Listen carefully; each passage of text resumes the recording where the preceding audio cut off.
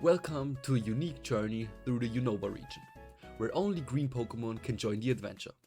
But hold on guys, this isn't about typing, it's all about the Pokémon's color. But a Pokémon doesn't have to be only green, but green must be its dominant color. If it just has a tiny bit of green, that's not allowed. It needs to truly embody the color, and yes, shiny forms count if they fit the theme. To keep things interesting, I'll try to stay at or below the level of the next gym leader's strongest Pokémon. But since this is my first time doing a challenge like this, I won't restrict myself too hard. I want to see how tough this really is and use that experience for future runs. And of course, I will be naming my team members after you guys. So keep commenting and support me if you want to be in the next challenge video. However, two rules stay. No healing in battle. Once the fight starts, I have to rely on strategy and not potions. And of course, only green Pokemon. Can I conquer Unova with only the power of green? Let's find out guys. So first off guys, I picked my starter. Of course, my only choice was Snivy, because the other starters aren't green obviously. I won my first battles and named my Snivy Greenie.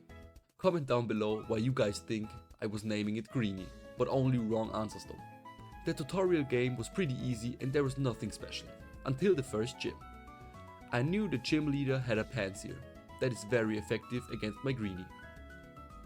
I failed my first attempt, but at the second one I got really lucky and hit the Lillipup with a crit and KO'd it immediately. For the Pansear, I just spammed tackle until it was defeated. So that was the first gym basically. I got really lucky and I hope my luck continues on this challenge. A fun little thing that I have noticed was after the gym, you should battle two sisters, but they won't allow you to pass if you don't have at least two Pokemon in your team, so I had to take my Pamper with me. Of course, I defeated them with ease, as well as my rival Sharon. Next up was the cave with the Team Plasma Grunts.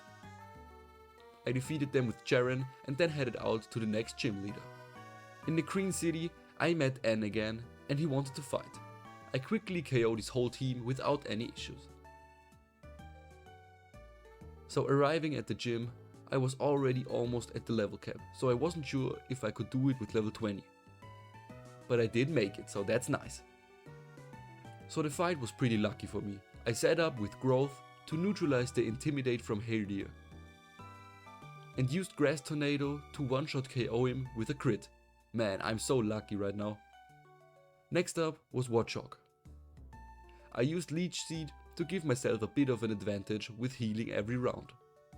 He tried to put me to sleep, but my Greenie was holding a Chesto Berry that was given to me from Jaren. This was my ace. I used Grass Tornado a couple more times and the fight was over. Now I have the second badge and I can finally catch my next team member. This was Sewall.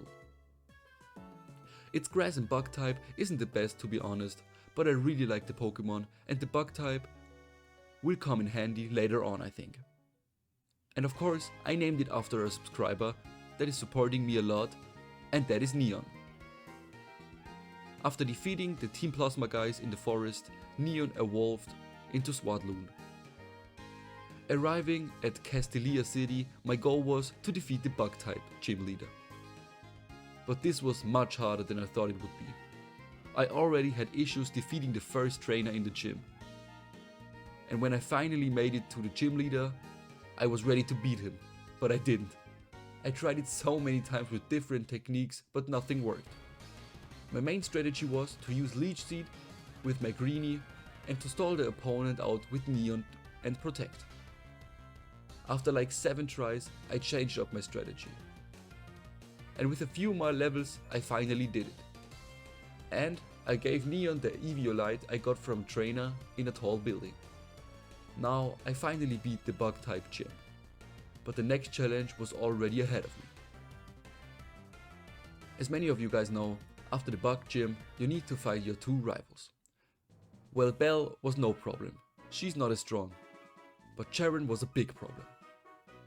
It is so hard to get through his Pignite without losing my Pokemon. And if I do get through it, there are 2 more Pokemon waiting for me.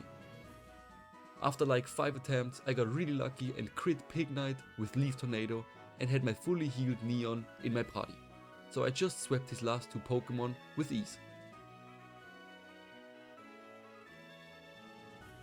Okay, so now I think it's time for a third team member, Maractus, or should I say Caesar Galaxy.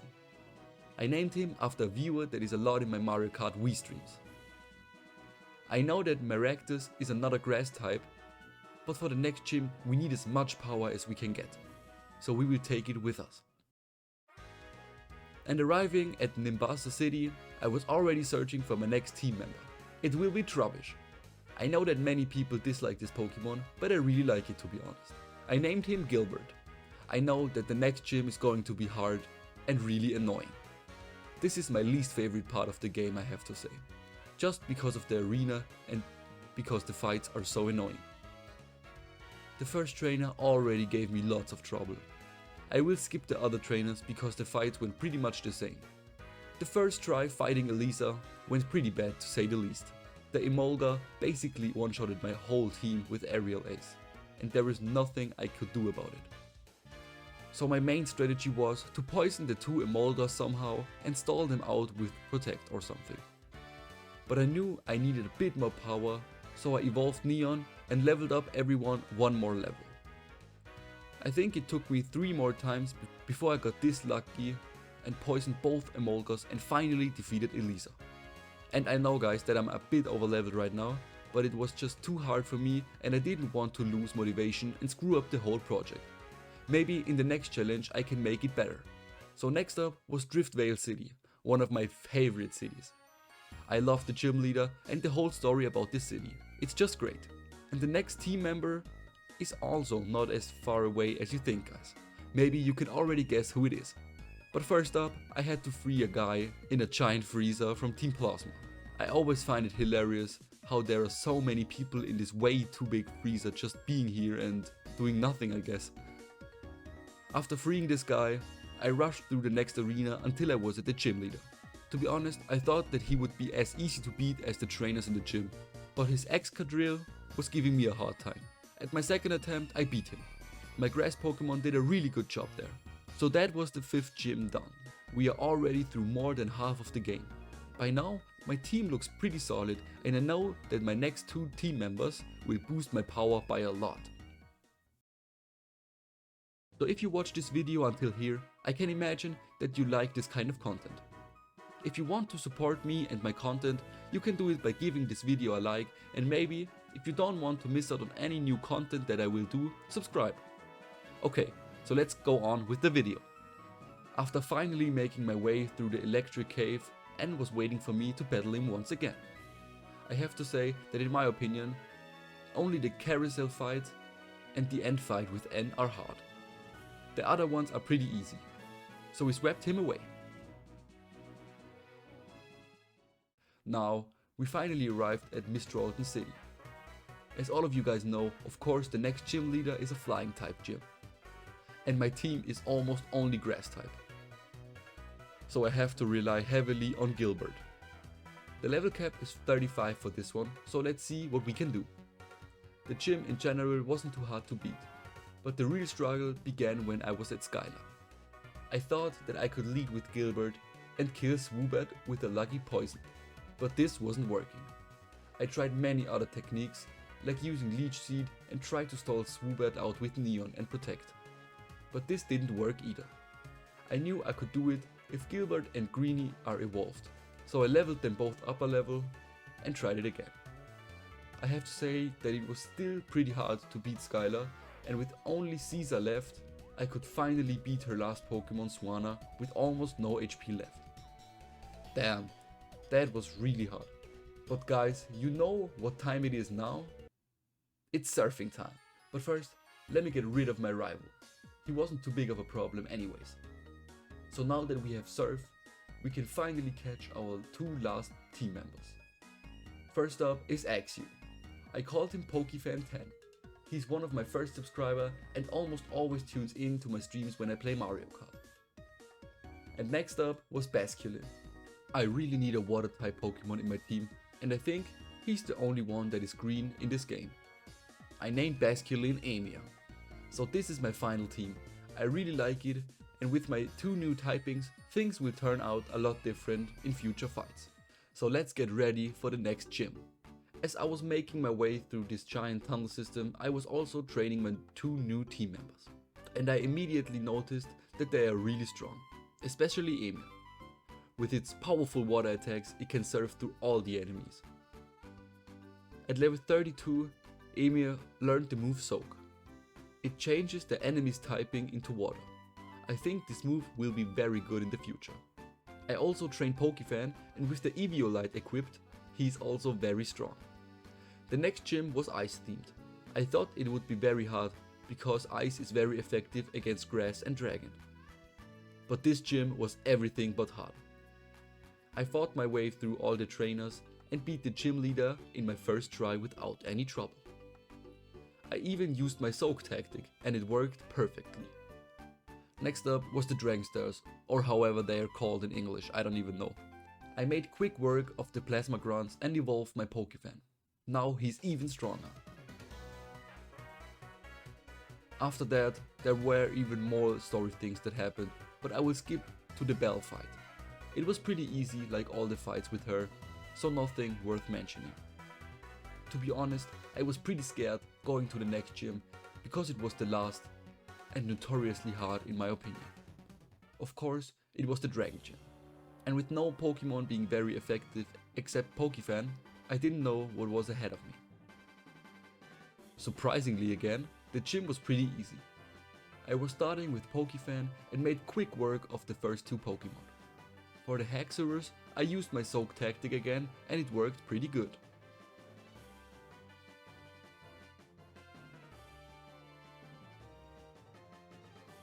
So guys, this was the last gym.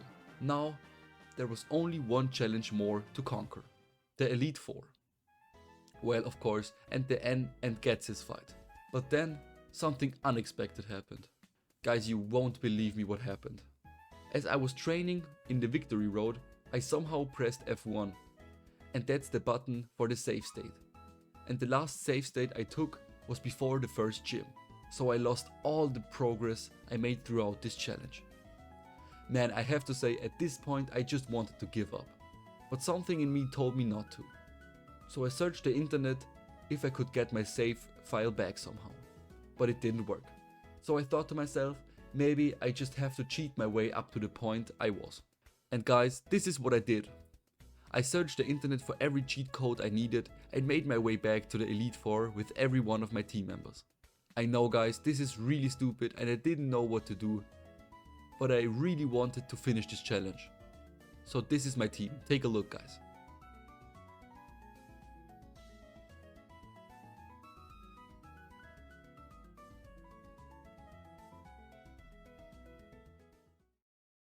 Let's start with the first fight. And the first fight was against Caitlyn. But this was a big failure I have to say. Emia died right away with an energy ball, but Neon finished it off with X-Scissors. Next up was Sigilyph, my arch enemy. He basically destroyed my whole team. Take a look yourself.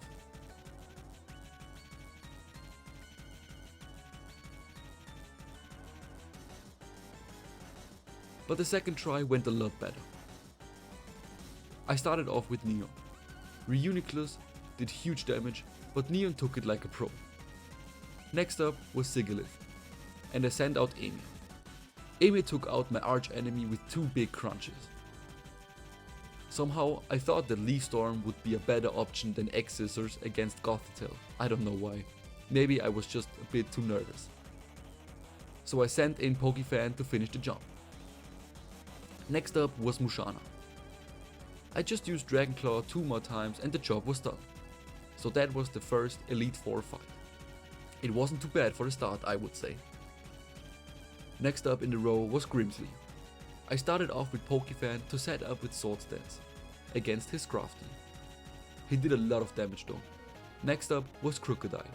I thought that Pokefan would be faster, but he wasn't, so he KO'd here. Neon took it out with a few X-Scissors. Next up was Liepard and I sent out Caesar Galaxy to set up with Sunny Day and Solar Beam. I one-shotted Liepard, but couldn't defeat the Bisharp. I had to sacrifice Greenie for a bit of chip damage so that Emil could take it out easily.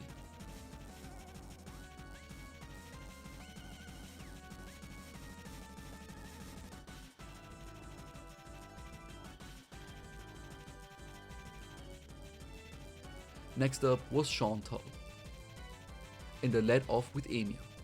I tried to overrun the Cofagrigus with Crunch, but this didn't work out, so I sent out Caesar Galaxy to set up again. This worked pretty well, I would say. Next up was Chandler, and I switched out to Pokefan again. Dragon Claw made quick work of it.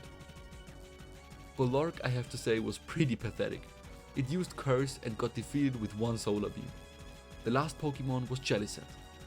I just KO'd it with Greenie's Leaf Blade. That was the easiest fight. The last Elite Four trainer to beat was the fighting type trainer Marshall. I started with Greenie because he's a very solid Pokemon to start out with. Unfortunately, he died to a few Stone Edges. Pokefan was the rescue there. Now, it was Sog versus Emil. Emil did good damage but fainted against a critical Stone Edge. But Neon could take out the Sog. I was pretty scared of Conkeldurr, so I poisoned it, but I landed a crit with Gilbert and I took it immediately out. That was pretty lucky. His last Pokemon was Mienshao. Pokefan landed one Dragon Claw and Caesar ended it with a Petal Dance. So that was the Elite Four. My team stood up against them pretty well, I would say. But now the real challenge was just in front of me. The N and Ghetsis fight. I really have to say, without overleveling my Pokemon a little bit, this Ghetsis fight would be impossible for me.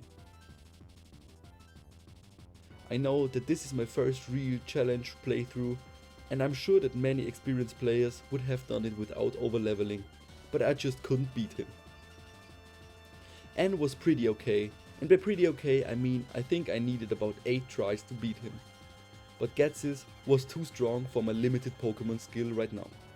So I leveled my Pokemon up a few levels and I tried it about 5 more times until I got this run. Just take a look, guys.